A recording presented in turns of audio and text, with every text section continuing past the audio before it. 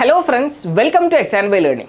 നമ്മുടെ foundation കോഴ്സിലുള്ള students നിരന്തരമായിട്ട് ചോദിക്കുന്ന ഒരു ചോദ്യമാണ് സർ സെൻട്രൽ യൂണിവേഴ്സിറ്റീസിനെ കുറിച്ചിട്ട് ഡീറ്റെയിൽ ആയിട്ട് ഒരു വീഡിയോ ചെയ്യൂ എന്നുള്ളത്. എന്തൊക്കെയാണ് അവിടുത്തെ പ്രധാനപ്പെട്ട ഫീച്ചേഴ്സ്, അവിടേക്ക് എങ്ങനെയാണ് അഡ്മിഷൻ ലഭിക്കുക എന്നുള്ള കാര്യങ്ങളൊക്കെ. സോ CUET അഥവാ കോമൺ യൂണിവേഴ്സിറ്റി എൻട്രൻസ് ടെസ്റ്റിനെ കുറിച്ചിട്ടാണ് നമ്മൾ ഇന്നത്തെ ഒരു വീഡിയോയിൽ ഡിസ്കസ് ചെയ്യുന്നത്. അതുപോലെ തന്നെ സെൻട്രൽ യൂണിവേഴ്സിറ്റീസിൻ്റെ പ്രധാനപ്പെട്ട ഫീച്ചേഴ്സും കാര്യങ്ങളൊക്കെ നമ്മൾ ഇന്നത്തെ ഒരു വീഡിയോയിൽ ഡിസ്കസ് ചെയ്യുന്നുണ്ട്. സോ നമുക്കറിയാം ഇന്ത്യയിൽ നിരവധി സെൻട്രൽ യൂണിവേഴ്സിറ്റികളുണ്ട് അല്ലേ. 50-ലധികം സെൻട്രൽ യൂണിവേഴ്സിറ്റികൾ ഇന്ത്യയിലുണ്ട്. ഇന്ത്യയിലുള്ള സെൻട്രൽ യൂണിവേഴ്സിറ്റികളിലേക്കെല്ലാം കഴിഞ്ഞ വർഷം മുതൽ മിനിസ്ട്രി ഓഫ് എഡ്യൂക്കേഷൻ്റെ അണ്ടറിൽ ഒറ്റ എക്സാമായിട്ട് ഡിപ്പാർട്ട്മെൻറ്റ് ഓഫ് ഹയർ എഡ്യൂക്കേഷൻ്റെ കീഴിൽ ഒറ്റ എക്സാമായിട്ട് CUET എന്നുള്ള പേരിൽ എക്സാം നടത്താൻ തീരുമാനിച്ചു. അപ്പോൾ അതിൻ്റെ മുന്നേ ഒക്കെ എങ്ങനെയെന്ന് വെച്ചാൽ ഇപ്പോൾ for example Jamia Millia university, ഡൽഹിയിലുള്ള ജാമിയ മില്ലിയയിലേക്ക് അവർ നടത്തുന്ന ഒരു സെപ്പറേറ്റ് എക്സാം ആയിരുന്നു. ഡൽഹി യൂണിവേഴ്സിറ്റിയിലേക്കായിരുന്നെങ്കിൽ അവിടെ +2 മാർക്കിൻ്റെ ബേസിസിലായിരുന്നു. അലിഗഡ് മുസ്ലിം യൂണിവേഴ്സിറ്റിയിലേക്കായിരുന്നെങ്കിൽ അവർ നടത്തുന്ന ഒരു പ്രത്യേക എക്സാം ആയിരുന്നു. സോ ഈ എല്ലാ സെപ്പറേറ്റ് എക്സാംസും ഒഴിവാക്കിയിട്ട് എല്ലാ സെൻട്രൽ യൂണിവേഴ്സിറ്റീസിലേക്കും, ഇന്ത്യയിലുള്ള എല്ലാ സെൻട്രൽ യൂണിവേഴ്സിറ്റീസിലേക്കും ഒറ്റ ഒരു സിംഗിൾ എക്സാമായിട്ട് കഴിഞ്ഞ വർഷം മുതൽ നമ്മളെ ഗവൺമെൻറ് തീരുമാനിക്കുകയുണ്ടായി. സോ കുറച്ച് സെൻട്രൽ യൂണിവേഴ്സിറ്റീസിൻ്റെ ഒക്കെ ലോഗോകൾ ഇവിടെ കൊടുത്തിട്ടുണ്ട്. ഇതിൽ കുറേ അധികം സെൻട്രൽ യൂണിവേഴ്സിറ്റീസിൽ ഉൾപ്പെടുത്തിയിട്ടില്ല. സോ ഏകദേശം 50-ലധികം സെൻട്രൽ യൂണിവേഴ്സിറ്റീസ് നമ്മളെ CUETയുടെ അണ്ടറിൽ വരുന്നുണ്ട്. എനിവേ നമ്മൾ ഇന്ന് ഡൽഹി യൂണിവേഴ്സിറ്റിയുടെ കുറച്ച് ഫീച്ചേഴ്സ് പറഞ്ഞ് തുടങ്ങാം. ഞാൻ കഴിഞ്ഞ 5 വർഷമായിട്ട് ഡൽഹിയിലായിരുന്നു. ഡൽഹി യൂണിവേഴ്സിറ്റിയിൽ നിന്നാണ് ഞാൻ എൻ്റെ BSc ഫിസിക്സ് ഓണേഴ്സ് ഡിഗ്രി കഴിഞ്ഞത്. അത് കഴിഞ്ഞിട്ട് ഞാൻ 2 വർഷത്തെ PG കൂടി അവിടെ നിന്നാണ് ചെയ്തത്. ഡൽഹിയിലെ കുറേയധികം വിശേഷങ്ങളൊക്കെ പറയാനുണ്ട്. കുറച്ച് കാര്യങ്ങൾ മാത്രം നമുക്കൊന്ന് കണ്ണോടിച്ച് നോക്കാം. എന്താണ് ഡൽഹി യൂണിവേഴ്സിറ്റിയുടെ കോളേജുകളുടെ പ്രത്യേകത? ഡൽഹി യൂണിവേഴ്സിറ്റി എന്ന് പറഞ്ഞാൽ നമ്മളെ കാലിക്കറ്റ് യൂണിവേഴ്സിറ്റി പോലെ തന്നെ കുറേ അധികം കോളേജുകൾ കൂടിച്ചേർന്നിട്ടുള്ള ഒരു യൂണിവേഴ്സിറ്റിയാണ്. ഫോർ എക്സാമ്പിൾ അതിൽ ഇപ്പോൾ പരിശോധിക്കുകയാണെങ്കിൽ കഴിഞ്ഞ വർഷത്തെ NIRF നാഷണൽ ഇൻസ്റ്റിറ്റ്യൂഷണൽ റാങ്കിങ് ഫ്രെയിംവർക്കിൽ ബെസ്റ്റ് കോളേജസ് ആയിട്ട് തിരഞ്ഞെടുത്തതിൽ 10-ൽ ആദ്യത്തെ 10 എണ്ണത്തിൽ 5 എണ്ണവും ഡൽഹി യൂണിവേഴ്സിറ്റിയുടെ അണ്ടറിലുള്ള കോളേജസ് ആയിരുന്നു. നോക്കൂ, മിരണ്ട ഹൗസ് എന്ന് പറയുന്നത് ഡൽഹി യൂണിവേഴ്സിറ്റിയിലെ ഒരു വിമൻസ് കോളേജാണ്. അപ്പോൾ ഡൽഹി യൂണിവേഴ്സിറ്റിയിലെ വിമൻസ് കോളേജായിട്ടുള്ള മിരണ്ട ഹൗസ് ആണ് കഴിഞ്ഞ 3-4 വർഷങ്ങളായിട്ട് NIRF റാങ്കിങ്ങിൽ ബെസ്റ്റ് കോളേജായിട്ട് തിരഞ്ഞെടുക്കുന്നത്. അതുപോലെ തന്നെ ഡൽഹിയിലുള്ള ഹിന്ദു കോളേജ് 2ാം സ്ഥാനത്താണ് ഹിന്ദു കോളേജ് ഉള്ളത്. പിന്നെ നോക്കൂ, ഇവിടെ 4ാം സ്ഥാനത്ത് lady Shriram college for women. ഇങ്ങനെ ആദ്യത്തെ 10 സ്ഥാനങ്ങളിൽ 5 സ്ഥാനക്കാരും ഡൽഹി യൂണിവേഴ്സിറ്റിയിലുള്ള കോളേജസ് ആണ്. അപ്പോൾ തന്നെ നിങ്ങൾക്ക് മനസ്സിലായി കാണും ഡൽഹി യൂണിവേഴ്സിറ്റിയിലുള്ള കോളേജസ്, അല്ലെങ്കിൽ നോക്കൂ ബാക്കിയുള്ള കോളേജസ് നോക്കിയാലും ഒരു സെൻട്രൽ യൂണിവേഴ്സിറ്റീസ് ഉൾപ്പെടുന്ന കോളേജസ് അല്ലെങ്കിൽ സെൻട്രൽ ലെവലിലുള്ള കോളേജുകളാണ് NIRF റാങ്കിങ്ങിൽ ഏറ്റവും മുന്നിൽ നിൽക്കുന്നത് എന്നുള്ളത്. നിങ്ങൾ നോക്കൂ, ഇതൊക്കെ ഡൽഹി യൂണിവേഴ്സിറ്റിയിൽ നിന്ന് പഠിച്ചിറങ്ങിയ ആളുകളാണ്. നിങ്ങൾക്ക് എല്ലാവർക്കും അറിയുന്ന കുറേ പേര് ഇതിലുണ്ടാകും അല്ലേ. ഈവൻ ആക്ടേഴ്സ് ഉണ്ട്, പൊളിറ്റിക്കൽ ലീഡേഴ്സ് ഉണ്ട്. ഈ കഴിഞ്ഞ ഒളിമ്പിക്സിൽ ഗോൾഡ് മെഡൽ നേടിയ നീരജ് ചോപ്ര നമ്മളെ ഡൽഹി യൂണിവേഴ്സിറ്റി അലുമിനസ് ആയിരുന്നു. കിരൺ ബേദി IPS. കിരൺ ബേദിയെ കുറിച്ച് പറയുമ്പോൾ 8ാം ക്ലാസ്സിലുള്ള ഒരു ഹിന്ദി പുസ്തകത്തിലെ ഒരു കോട്ടാണ് എനിക്ക് ഓർമ്മ വരുന്നത്. കിരൺ ബേദിയുടെ ഞങ്ങൾ പഠിക്കുന്ന സമയത്ത് 8ാം ക്ലാസ്സിൽ ഒരു കോട്ട് ഉണ്ടായിരുന്നു, അഗർ ആപ് ദുനിയാക്കോ ബദൽന ചാഹത്താ ഹെ തോ പഹലെ സ്വയം ബദൽന ജറൂരത്ത് ഹെ. നിങ്ങൾ ലോകത്തിൻ്റെ മാറ്റമാണ് ആഗ്രഹിക്കുന്നതെങ്കിൽ ആദ്യം നിങ്ങൾ സ്വയം മാറണം, സ്വയം നന്നാവണം എന്നുള്ള ഒരു കോട്ട് ഇപ്പോഴും എനിക്ക് ഓർമ്മയുണ്ട്. സോ ജസ്റ്റ് സൂചിപ്പിച്ചു എന്ന് മാത്രം. നാഷണൽ ആൻഡ് ഇൻ്റർനാഷണൽ ലെവലിലൊക്കെ വളരെയധികം കഴിവുകൾ തെളിയിച്ച ഇത്രയധികം ആളുകൾ, ഇവരൊക്കെ ഡൽഹി യൂണിവേഴ്സിറ്റിയിൽ നിന്ന് പഠിച്ചിറങ്ങിയ ആളുകളാണ് എന്നുള്ളത് ഒന്ന് നോട്ട് ചെയ്യാം. നമുക്ക് ഡൽഹി യൂണിവേഴ്സിറ്റിയുടെ കാര്യം പറയാം. ഡൽഹി യൂണിവേഴ്സിറ്റിയിൽ UG PG PhD പ്രധാനമായിട്ടും 3 കോഴ്സുകളാണുള്ളത്. പോസ്റ്റ് ഡോക്ക് ചെയ്യുന്നവരും ഉണ്ട്, അണ്ടർ ഗ്രാജുവേഷൻ, പോസ്റ്റ് ഗ്രാജുവേഷൻ, അതുപോലെ തന്നെ റിസർച്ചിന് വരുന്നവരും ഡൽഹി യൂണിവേഴ്സിറ്റിയിലുണ്ട്. മൊത്തത്തിൽ എല്ലാ സെൻട്രൽ യൂണിവേഴ്സിറ്റിയുടെ കാര്യം പറയുകയാണെങ്കിലും പ്രധാനമായുള്ള കോഴ്സുകൾ അണ്ടർ ഗ്രാജുവേഷൻ ഉണ്ട്, പോസ്റ്റ് ഗ്രാജുവേഷൻ ഉണ്ട്, റിസർച്ച് ഉണ്ട്. എന്തൊക്കെയാണ് ഡൽഹി യൂണിവേഴ്സിറ്റിയിൽ എനിക്ക് അനുഭവപ്പെട്ട പ്രത്യേകതകൾ എന്ന് പറയുന്നത്? നാട്ടിലുള്ള ഒരു നോർമൽ കോളേജിനേക്കാളും അല്ലെങ്കിൽ യൂണിവേഴ്സിറ്റിയെക്കാളും എന്താണ് ഡൽഹി യൂണിവേഴ്സിറ്റിയിൽ അധികമായിട്ട് ഉള്ളത് എന്നുള്ള കാര്യം ജസ്റ്റ് ഒന്ന് മെൻഷൻ ചെയ്യാം. ഇത് കണ്ടില്ലേ, ദ ഡൈവേഴ്സിറ്റി എന്നുള്ളതാണ് കൊടുത്തിട്ടുള്ളത്.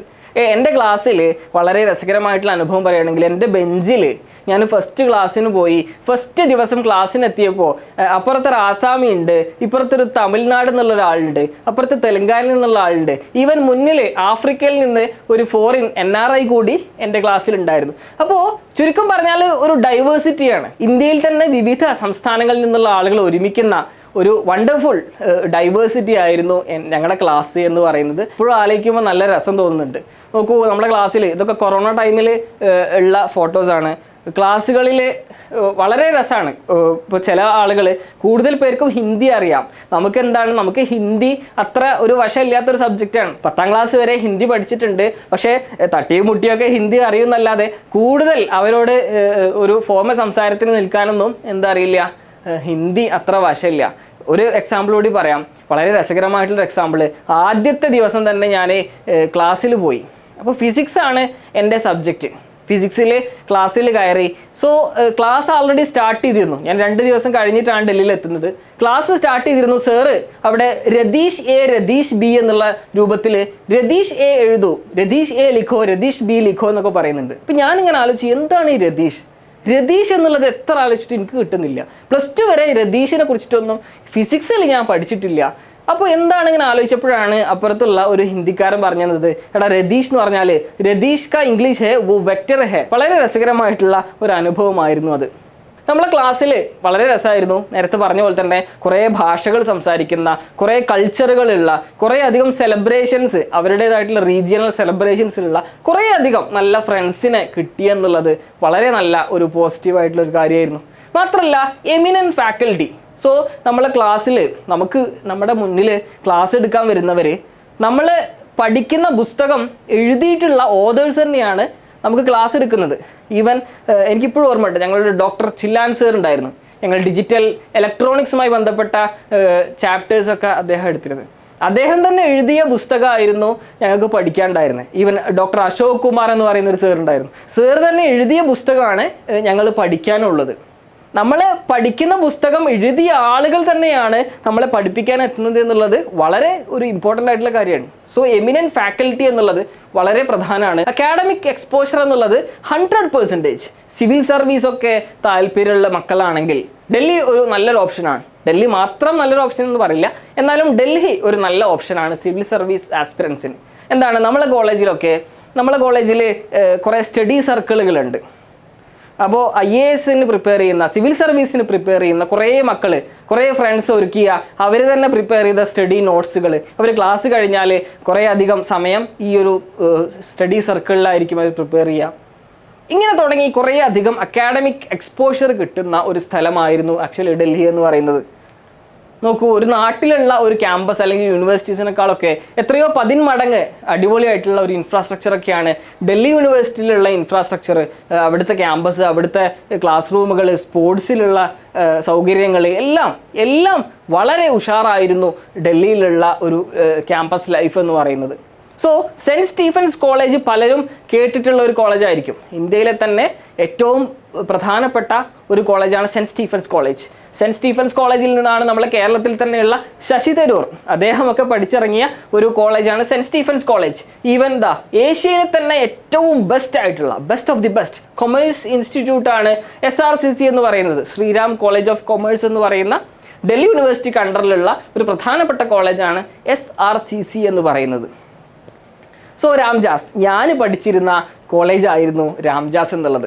അപ്പോൾ നേരത്തെ ഞാൻ പറഞ്ഞു, ഡൽഹി യൂണിവേഴ്സിറ്റിയുടെ അണ്ടറിൽ നിരവധി കോളേജുകളുണ്ട്. അതിൽ എല്ലാ കോളേജുകളും, ഇപ്പോൾ മിരണ്ട ഹൗസിനെ കുറിച്ചിട്ട് ആദ്യം പറഞ്ഞു, NIRF റാങ്കിങ്ങിൽ ഏറ്റവും ബെസ്റ്റ് 1 ആയിട്ട് കഴിഞ്ഞ 3-4 വർഷങ്ങളായിട്ട് മിരണ്ട ഹൗസ് തന്നെയാണ്. ആദ്യത്തെ 10 സ്ഥാനങ്ങളിൽ 5 സ്ഥാനക്കാരും ഡൽഹിയിലുള്ള കോളേജുകളാണ് എന്നുള്ളത് ഒന്ന് നോട്ട് ചെയ്യണം. സോ ഡൽഹി യൂണിവേഴ്സിറ്റിയിൽ അണ്ടറിലുള്ള രാംജാസ് കോളേജിലായിരുന്നു ഞാൻ 3 വർഷം ഡിഗ്രി പഠിച്ചിരുന്നത്. ഇപ്പോൾ രാംജാസ് കോളേജിൻ്റെ ഒരു ചിത്രമാണ് ഇവിടെ ബാക്ക്ഗ്രൗണ്ടിൽ നിങ്ങൾക്ക് കാണാൻ കഴിയുന്നത്. രാംജാസ് കോളേജിൽ നിന്നും ഞാൻ 3 വർഷത്തെ ഫിസിക്സ് പഠനം കഴിഞ്ഞ് ഞാൻ PGക്ക് ലൈബ്രറി ആൻഡ് ഇൻഫർമേഷൻ സയൻസ് എന്ന് പറയുന്ന ഫീൽഡിലേക്കാണ് ഡൈവേർട്ടായി പോയത്. സോ ഞാൻ ആ ഫീൽഡിൽ എനിക്ക് ഫസ്റ്റ് ഇയറിൽ ഒരു ഗോൾഡ് മെഡൽ കിട്ടി. ഗോൾഡ് മെഡൽ കിട്ടിയ കോൺവൊക്കേഷൻ സെറിമണിയുടെ ഫോട്ടോ ആണ് ഇവിടെ കൊടുത്തിട്ടുള്ളത്. വളരെ രസകരമായിട്ടുള്ള വളരെ പ്രൗഡ് തോന്നുന്ന ഒരു അനുഭവമായിരുന്നു അന്നത്തെ ദിവസങ്ങൾ എന്ന് പറയുന്നതൊക്കെ. സോ നമ്മൾ ഡൽഹി യൂണിവേഴ്സിറ്റിയെ കുറിച്ചിട്ട് നേരത്തെ പറഞ്ഞു. എല്ലാ സെൻട്രൽ യൂണിവേഴ്സിറ്റീസിലും ഇത്തരം എക്സ്പോഷറുകളെല്ലാം നമുക്ക് അവൈലബിൾ ആയിരിക്കും. അക്കാഡമിക്സിൽ ഏറ്റവും ബെസ്റ്റ് അക്കാഡമിക്സ്, ഫാക്കൽറ്റീസിൻ്റെ കാര്യത്തിൽ ഏറ്റവും ബെസ്റ്റ് ഫാക്കൽറ്റീസ്, ഇൻഫ്രാസ്ട്രക്ചറുകളുടെ കാര്യത്തിൽ ഏറ്റവും ബെസ്റ്റ് ഇൻഫ്രാസ്ട്രക്ചർ. നമ്മളെ കേരള സെൻട്രൽ യൂണിവേഴ്സിറ്റീസിൽ പോയാൽ അവിടെയും എല്ലാ സെൻട്രൽ യൂണിവേഴ്സിറ്റീസിലെ പോലെ തന്നെ നല്ല അക്കാഡമിക്സ്, നല്ല ഫാക്കൽറ്റീസ്, നല്ല ഒരു സ്റ്റഡി സർക്കിൾ, നല്ല ഒരു അറ്റ്മോസ്ഫിയർ നമുക്ക് കിട്ടുന്നു എന്നുള്ളതാണ്.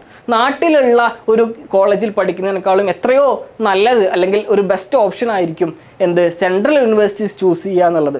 ഇപ്പോൾ ഞാനൊക്കെ +2 കഴിഞ്ഞ് ഞങ്ങളുടെ ടൈമിൽ ഡൽഹി യൂണിവേഴ്സിറ്റിക്കുള്ള അഡ്മിഷൻ +2 മാർക്കിൻ്റെ ബേസിലായിരുന്നു. ഇപ്പോൾ ഫിസിക്സിന് ഫോർ എക്സാമ്പിൾ പറയുകയാണെങ്കിൽ ഞങ്ങളുടെ കോളേജിൽ ഫിസിക്സിന് +2 ആ ഇയറിൽ ഒരു 98% കിട്ടിയ എല്ലാവർക്കും ഫിസിക്സ്, കെമിസ്ട്രി, മാത്സ് വിഷയങ്ങളിലായിരുന്നു അന്ന് പരിഗണിച്ചിരുന്നത്.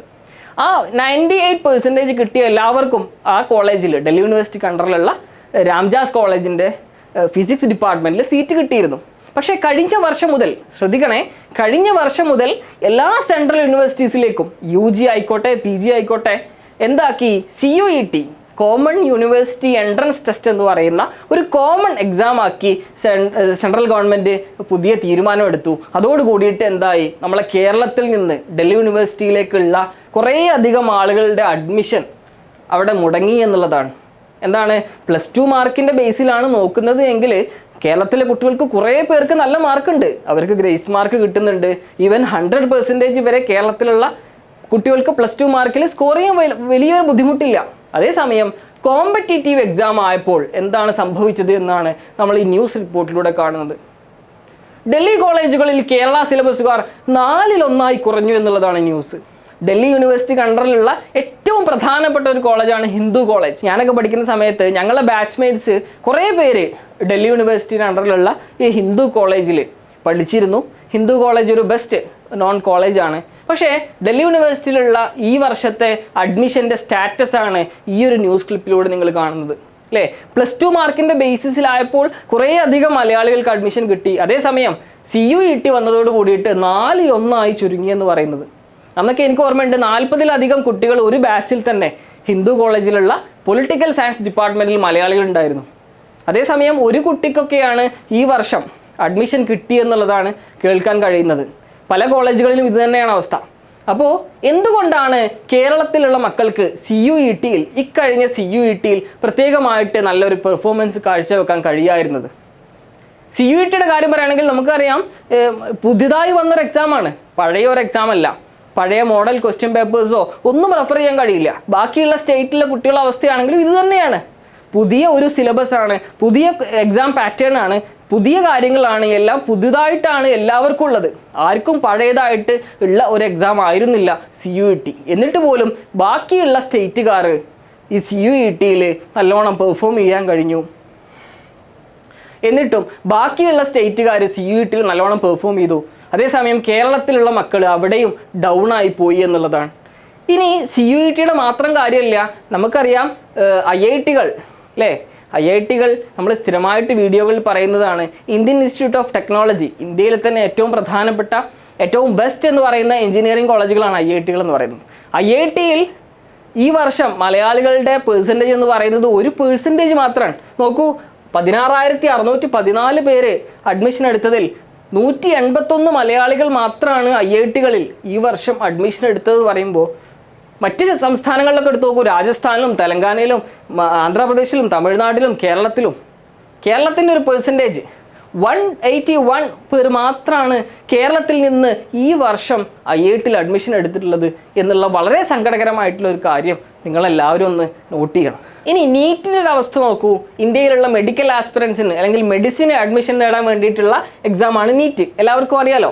നീറ്റിൽ കഴിഞ്ഞ വർഷം 2022-ൽ 4 പേരാണ് അഡ്മിഷൻ എടുത്തിട്ടുള്ളത്. അതേസമയം 2020-ലോ 13 പേരുണ്ടായിരുന്നു. 2021-ൽ 7 പേരുണ്ടായിരുന്നു.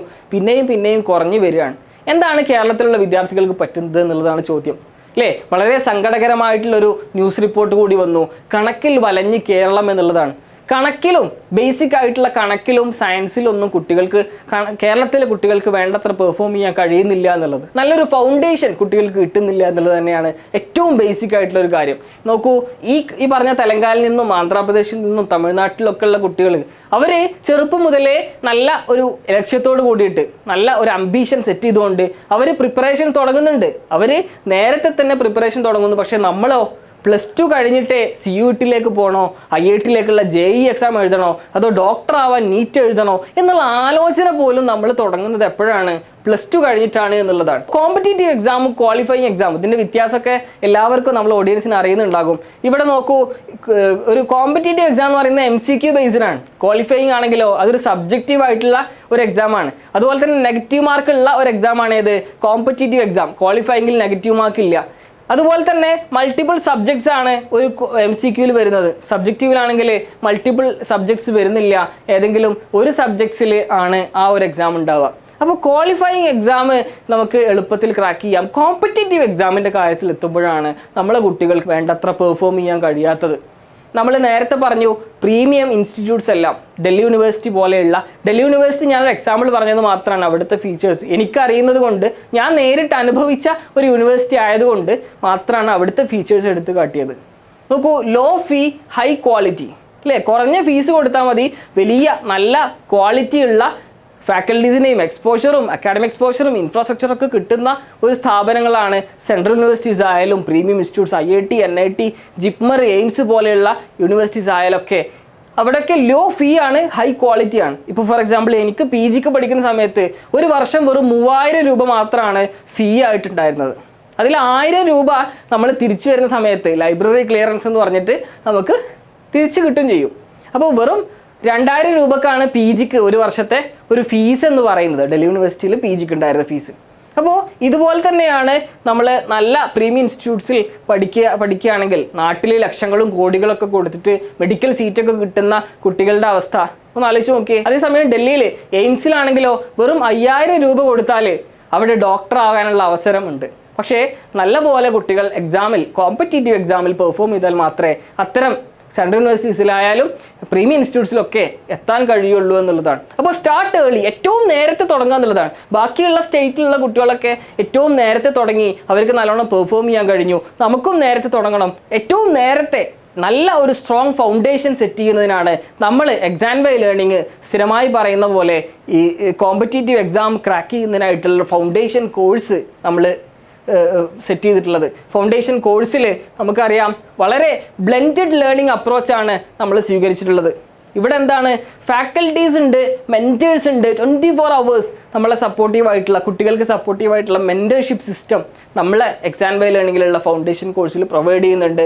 അതുപോലെ തന്നെ നിരന്തരമായിട്ട് പ്രാക്ടീസ് ക്വസ്റ്റ്യൻസിലൂടെ മാത്രമേ ഒരു കുട്ടിക്ക് എന്താവുള്ളൂ, പ്രാക്ടീസ് ആവുള്ളൂ, സ്വാഭാവികമാണ്. അപ്പോൾ ഓരോ ചാപ്റ്റേഴ്സ് കഴിയുമ്പോഴും കുറേ അധികം ചോദ്യങ്ങളും പ്രാക്ടീസ് ക്വസ്റ്റ്യൻസും എക്സസൈസും ഒക്കെ നമ്മൾ പ്രൊവൈഡ് ചെയ്യുന്നുണ്ട്. അതോടൊപ്പം തന്നെ നല്ല ഒരു സിമുലേഷൻസ് ഒക്കെ സെറ്റ് ചെയ്തുകൊണ്ടുള്ള ഒരു അക്കാഡമിക് പ്ലാറ്റ്ഫോം കൂടി XandY ലേണിങ്ങിനുണ്ട്.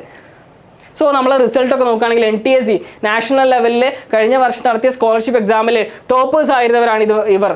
കേരളത്തിൽ നിന്ന് 27 പേര് അവസാനത്തെ ഫൈനൽ റൗണ്ട് സ്റ്റേജ് 2 ക്ലിയർ ചെയ്തപ്പോൾ അതിൽ 2 പേര് നമ്മളെ XandYയിലെ കുട്ടികളായിരുന്നു. നമ്മൾ കഴിഞ്ഞ JEE എക്സാമിന് നമ്മളെ XandY ലേണിങ്ങിൻ്റെ ഫസ്റ്റ് ബാച്ചിലുണ്ടായിരുന്ന അമൻ റിഷാലിനാണ് 3ാം റാങ്ക് കിട്ടിയത്. JEE മെയിനിന് 3ാം റാങ്ക് കിട്ടിയത് അമൻ റിഷാലിനായിരുന്നു, നമ്മുടെ കുട്ടിയായിരുന്നു. So every one has A dream. എല്ലാവർക്കും ഒരു ഡ്രീം ഉണ്ട്. ആ ഡ്രീമിലെത്താൻ ഏറ്റവും നേരത്തെ പ്രിപ്പറേഷൻ സ്റ്റാർട്ട് ചെയ്യുക, നല്ലൊരു ഫൗണ്ടേഷൻ സെറ്റ് ചെയ്യുക, നല്ലൊരു ടാർഗറ്റ് സെറ്റ് ചെയ്ത് വളരെ നല്ല കൃത്യമായ പ്ലാനിങ്ങോട് കൂടിയിട്ട് പഠനം ഒരുക്കാം. സോ നിങ്ങളെല്ലാവരും നല്ലൊരു പ്രീമിയം ഇൻസ്റ്റിറ്റ്യൂട്ടിൽ കാണട്ടെ എന്ന് പ്രാർത്ഥിച്ചുകൊണ്ട് നിർത്തുന്നു. Thank you all.